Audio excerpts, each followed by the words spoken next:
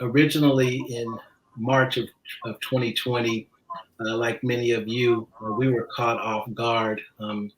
We were in a gathering in Fresno, California for our Northern California District Council session. And while there, we started hearing news and receiving updates on the best practices for worship. And it challenged us to act quickly while we were even in conference, because we were in a church that was filled to the brim with people. And so, returning to our various assemblies, we began to make strategic plans of how we were going to change the way we went to worship and how we would protect our membership.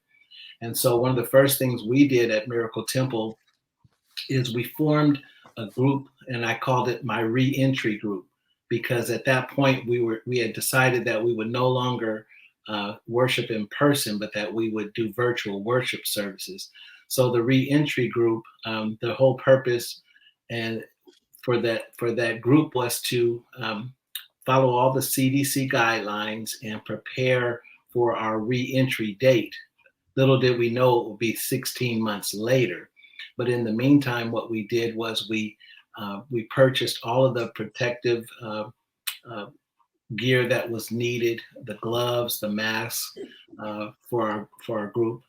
We went from touchable soap containers and disinfectants to touchless. And we went from even our paper towel dispensers, we went touchless.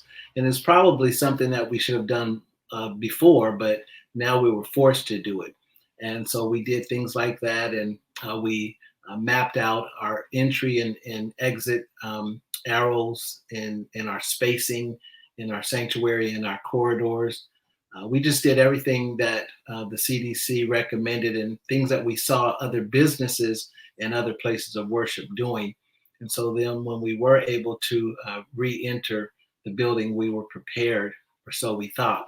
We're still tweaking our worship services. We did condense our worship services from going well beyond 2 hours to a 90-minute worship service, and we're pleased with all the changes that we've made. We already had a virtual presence, but we've had to enhance that because for a time we were only virtual.